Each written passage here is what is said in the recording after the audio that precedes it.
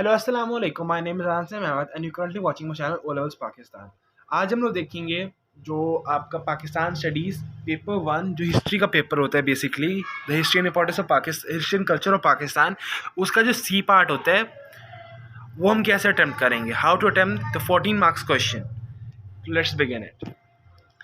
सबसे पहले जो एग्जामिनर की डिमांड किया, ये जो क्वेश्चन होते हैं ना आपका 14 मार्क्स का, आपने सॉल्व उसी वे में करना होता है 7 मार्क्स की तरह, like identification of reasons, explanations और सबसे एंड के अंदर उसका एनालिसिस। लेकिन इसके अंदर जहां हम 7 मार्क्स वाले के अंदर फुल मार्क्स कट करेंगे, 3 रीजंस दे रहे थे, इसके अंदर आपको 5 to 6 रीजंस देनी होंगी, including the reason that has been mention the question. जैसे कि आता है कि was the succession dispute the main reason behind the decline of Mughal empire. तो सक्सेशन डिस्प्यूट के साथ आपने कोई और 4 से 5 रीजन देनी होंगी टू एक्सप्लेन द आंसर। और आप इसके स्टार्ट के अंदर इंट्रोडक्शन पैराग्राफ दोगे। इंट्रोडक्शन पैराग्राफ मैं बता दूं, आपका एग्जामिनर की डिमांड नहीं है, लेकिन इससे आपका जो वर्किंग होती है, या फिर एक दो लाइन दे दें आप, जैसे कि there were many reasons behind the example लेते हैं, there were many reasons behind the decline of Mughal empire that might be this or one of the reasons behind the decline of Mughal Empire was succession dispute।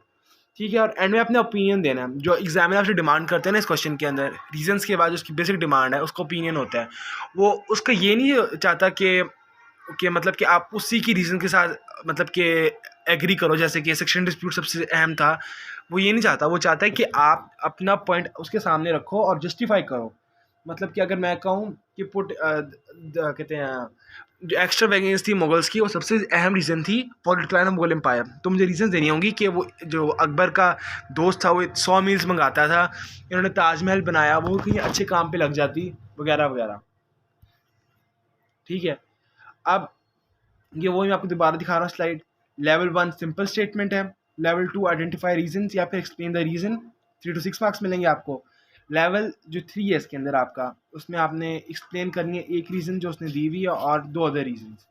Level 4 है आपका partition, जो reason हैं और 2 reason और देनी है with opinion, is equal to 9 to 13 marks आपको examiner देगा।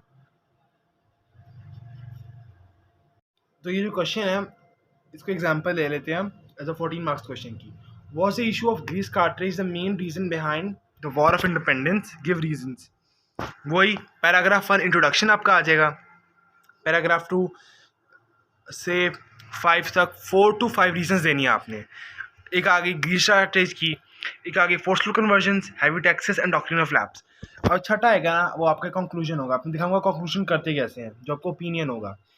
जैसे कि मैंने इस पर एग्री किया हुआ है, I think yes grease cartridge can be the reason behind the war of independence, as a religious person can not accept things that are prohibited in their religion.